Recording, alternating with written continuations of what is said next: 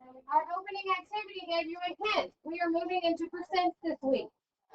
So the first thing we're going to do is review making equivalent fractions with a denominator of 100. Why do you think we're going to 100?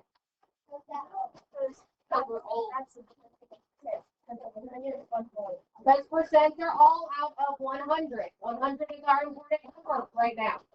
So please make an equivalent fraction for 1 through 4 with a denominator of 100. I will give you about 2 minutes to do those 4, and then we will come back and discuss. What would I do to 1/10 to make an equivalent fraction with a denominator of 100? I would multiply times 10 because I know 10 times 10 is 100. So 1 times 10 is 10. If I simplified 10 over 100, what would I divide by? 10. And get 1/10. So it is already simplified for you. Yes? All right. What would I do to 2/5 to get to a fraction with a denominator of 100? 5 times 20. So what's 2 times 20? If I put that in simplest form, what would I divide by? 2. Nope. 20. It's there for you guys. Make sense? Yeah. All right. What would I do to 3/20ths to get to a denominator of 100? Times 5. So 3 times 5? If I wanted to put it in simplest form, what would I do? Divide by 5. The opposite. And this is the only one that should have been difficult. What can I do to 40 to get to a denominator of 100? There are 2 ways to do this. Who can tell me one?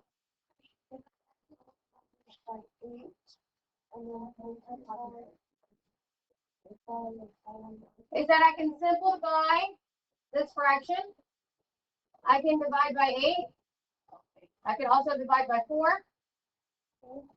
And I get 3/5. Then I can multiply by 20. And I get 60 over 100. I could also multiply 40 by 2.5. And I would get that by dividing it first, which is the opposite of what we were doing. And I would still get 60 over 100. Make sense? I prefer the simplifying. Mr. Moore prefers the harder way. Oh, I like that. I'm scared. Yes? So you always gotta like divide it by 20 in the bottom? Not always. This one's 5. That one's 10. Depends on what you're starting with. Make sense? All right. Yes. Next page, please. All right. This is just like our opening exercise that you did in group. You are going to estimate the percent of the battery that is left. So the shaded portion is how much is left in the battery. And you are going to estimate the percent. You're not writing it as a decimal or a fraction. You're writing it as a percent. Does everybody understand the direction? Okay, you have 6 pictures, so I'm only giving you about 3 minutes. Go for it.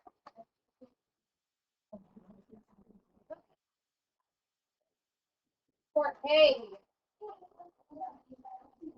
She says 75% because it looks like it's divided into 4 equal pieces and 3 of them are shaded. Yes?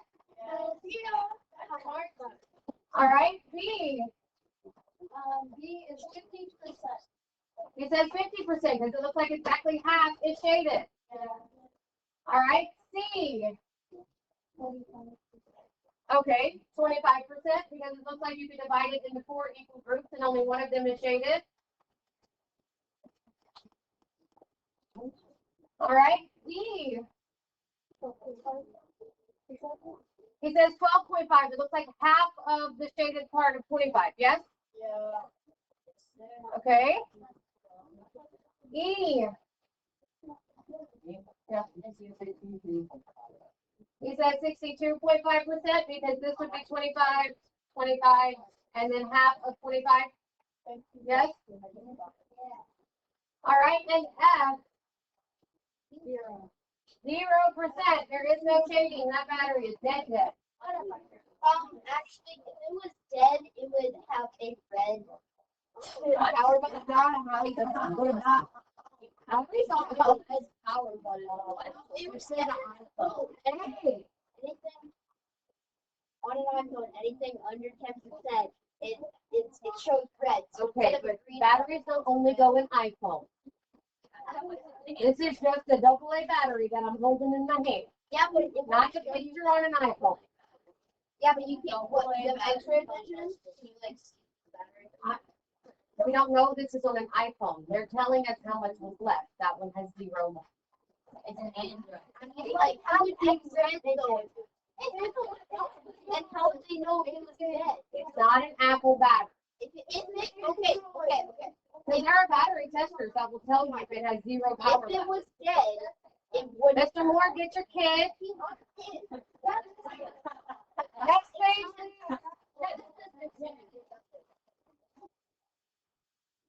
Okay, on this one, you're not going to complete the grid, fraction, and decimal column. The nice thing is they made this out of 100. So that's going to make all of these easier to do. So on the first part, they're telling you how many out of the 100 wanted to do this. So because our grid is out of 100, I now know I just need to color in 35 of the boxes. So you can either do it from top to bottom or from left to right. It doesn't really matter as long as you color in 35 of them. Once you have the 35 colored in, you can now go to the fraction part. Again, they've given us what it was. They said there's 35 students out of 100 total. As we said, we always simplify, so you like both those by 5. That's going to give you 7 out of 20. Double check your 4 key numbers, make sure you get the simplest form. When you get it to the form, you're there. Decimal, you can now take my fraction, and I can say, that's 3,500. Now I can write that as a decimal of 3,500. Additionally, they've now told us we have 35 out of 100, so I know that my percent is going to be 35%. So that gives you how to do all 4 of your columns. You guys now get to do the rest of the page. You've got 2, 4, 5 more to do. We'll give you guys about 10 minutes. Go ahead and knock those out. 22 students chose independent tall. How many boxes out of 100 shading? 22. 22. So 2 full rows of 10 and then 2 more. How do I write that as a fraction? Yes, 22 out of 100. Before I simplify, I want to write that as a percent since I know all percents are out of 100. So I know that that is 22%. Yes? Now, can I simplify? By what? I can simplify by 2 and I get 11/50. How would I write 22 hundredths as a decimal? 0.22. All right, 30 chose the National Constitution Center. So how many boxes out of 100 am I shading? 30, 3 full rows of 10. All right, how would I write that as a fraction? Let's jump to our decimal. 30 out of 100 as a decimal. Yes, 30 hundredths. And as a percent. Now I'm going to go back and simplify. What can I simplify by? 10. Oh yeah. 3 10. All right, 13 students chose the Betsy Ross house. How many am I showing? 1 row of 10 and 3 extra. How do I write that as a fraction? How do I write 13 out of 100 as a decimal? And as a percent? Can I simplify? No, 13 is a prime number. It doesn't get smaller. 0 chose the reading terminal market. How many am I shading? 0. What is my fraction? 0. 0 out of 100. How do I write that as a decimal? 0 and percent. All right, and 100 people responded. They're all going on the field trip. So how many am I shading? All of them. 10 rows of 10. How do I write that as a percent? I mean, as a fraction. All right. How would I write that as a decimal? 1.00.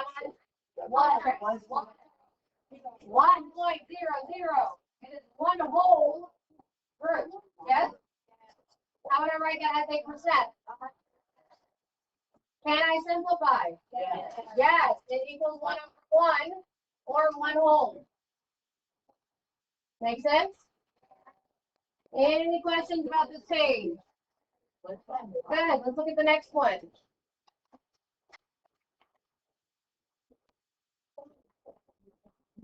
We have jumped a couple pages.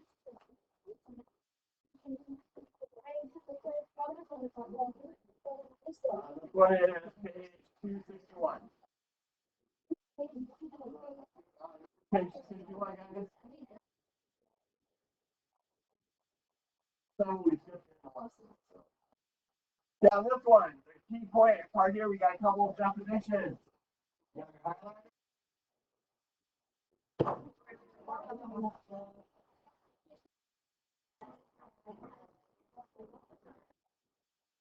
On this one, a percent is a special part-to-whole ratio with a whole of 100. Okay? You think of a percent as a fraction, which the denominator is 100. It's kind of the same deal. The key here, your percent symbol looks like this. And it means per 100. So this is actually one of those rare math vocabulary words in which the symbol and the definition all tell you exactly what the word means. If I break percent down, per means what? For every. Cent is how much? Period 100. So the word itself tells you this is out of 100. Ironically, if you look at the percent symbol, it is a 100. Look at it. Here's the 1 with 2 zeros. The 100 is right there in the percent symbol. So it's everything that I showed you, percent is out of 100. Once you understand that part of the definition, percent should become very, very easy. Fraction, I just know whatever number it is, I put it over 100. And because it's out of 100, it makes it very easy to move between percent and decimal. So we've already done this part on the previous page. We're not going to worry about the summary of the results. Let's go to number 3. What I want you guys to do, compare the percents and the decimals to determine a pattern. Use this pattern to write a rule. You can use to write any decimal as a percent, and any percent as a decimal. So what I want you guys to do, work in the table, take a look at this last column, last 2 columns that we just did, decimal percent. See if you can figure out, how do I go from this column to this column? How do I go from this column to this column? Write a rule for each of them. Come up with the rule on the table. Give you guys about 3 minutes. Okay, is anyone able to come up with a rule? Looking at the numbers. See a pattern that you can use to move from one to the other. We always go by 100. So because we're working with decimals, what does that mean? All you need to do is make the decimal into a whole number and then put a percent sign next to it, make a percent, and you move the percent sign to place to the left. Okay, I like the last thing you said better than I like the first part. Because the first part you said is just make it into a whole number, right? So this one was actually, when we simplified, 3/10. So if I write that as that. So if I make it a whole number, Don't simplify it. Wait. see the problem? Only But the second one you said was a lot better. You said, if I have a percent, I'm moving my decimal 2 to the left and putting the decimal sign there, right? So don't just make it a whole number, move it 2 to the right. I love that a lot better. Because what happens if I move it 2 to the right? Here. It becomes If I move it to the right, I have to put what? Zero. Zero. Forgot what it's called. Same zero. Zero. Does that make sense? So why are we doing it twice? Because percent is always out of 100. So the definition of percent is literally telling you what to do. So if I'm going from a decimal to a percent, I needed to move the decimal 2 spaces to which way? Right, because it's becoming bigger. I'm getting rid of the decimal, right? And then I need to add the percent sign.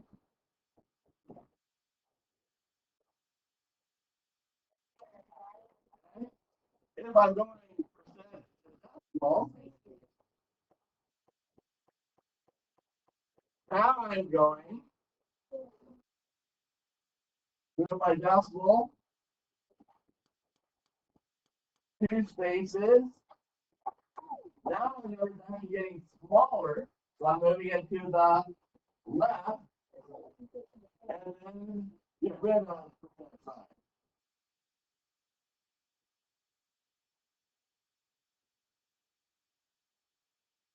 So if you write down those 2 rules, good job. I think it sounded like more than one of you came up with it this time. That's really good. But this should be one of the easiest things you can do mathematically, guys. Because when I go from percent to decimal or decimal percent, my definition of percent is out of 100. And because we use a base 10 number system, every time I'm moving by a factor of 10, I move my decimal once. So because it's out of 100, I now move my decimal 2 times. Because there's 2 tens and 100. So I'm going to teach you guys the easiest way in the world to do this. Everybody take your pencil in your hand and hold it in the air. Hold it in your air like you're writing. Okay, if I'm going to go decimal 2%, I'm making my number bigger. So I now need to move my decimal 2 places to the right. Go like this. 1, 2. You've just done all the work you need to do to make that happen. Okay, let's try one more. Now we're going to go from a percent to a decimal. So now I need to make it smaller. So now I'm going to move my decimal to the left. 2 spots. We go 1, 2. And that is all the work you need to show. You guys think you can do that? Okay, let's get some practice then. Let's go to our next page. Oops, did we forget to erase this?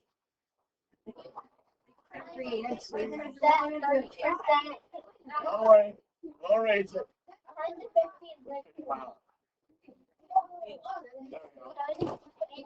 Okay, page 261.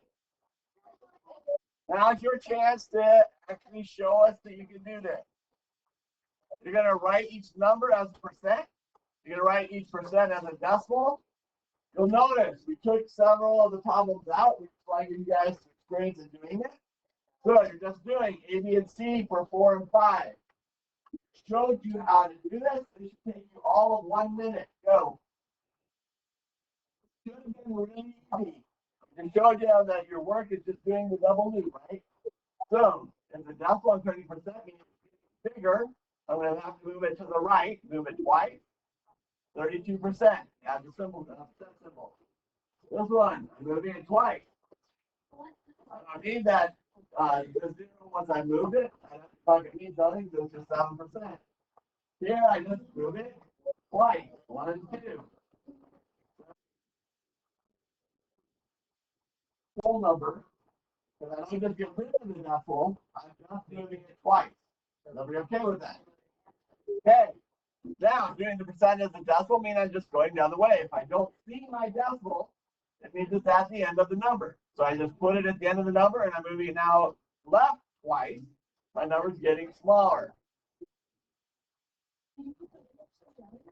Again, if I don't see it, I move it twice. The bucket's getting 0. So that should be 300. Doesn't matter where my decimal is, I just start where it is. Here's the 5, I'm still moving it twice. So So that becomes 125,000. Any questions on these? So the keys, start where your decimal is, you move it twice.